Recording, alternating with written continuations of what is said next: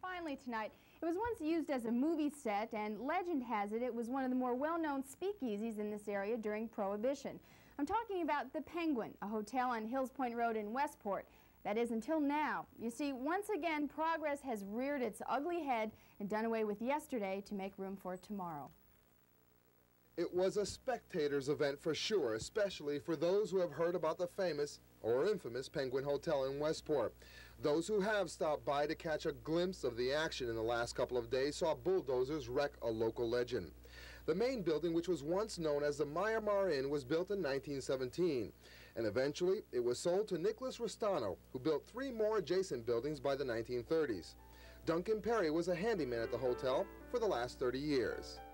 Originally, it had beautiful rooms downstairs, and then the war came along. The government took it over and cut it into little apartments. And downstairs was more or less the speakeasy, where the bar was and everything. The hotel, according to neighbors, had quite a reputation. During the war years, it was considered one of the most well-known brothels in the area. But Mrs. Alice Restano, the wife of the former owner, says most of that talk is exaggerated. And for her, the current demolition to make room for condominiums is almost too much for her to take. After all, she did raise a family there. There's a lot of history, doesn't it? Yes. Yeah. What was it like? Oh, I just can't, because I'm crying, you know. Mrs. Restano says at one time this hotel attracted the most well-known actors, Tyrone Powers and James Cagney, to name a few.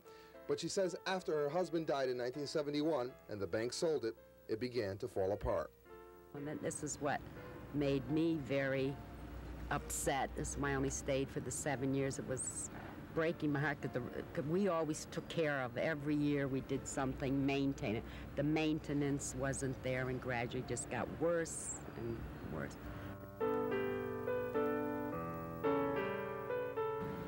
It's sad, sad.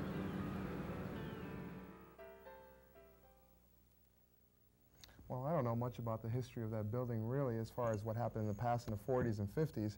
But it was a little bit sad to see the thing go down. Yeah, it's always sad to see something like that go. And it's time for us to go. Join us again on Monday. For all of us at News 12, I'm Frank Boris. And I'm Sarah Arnold. Good night.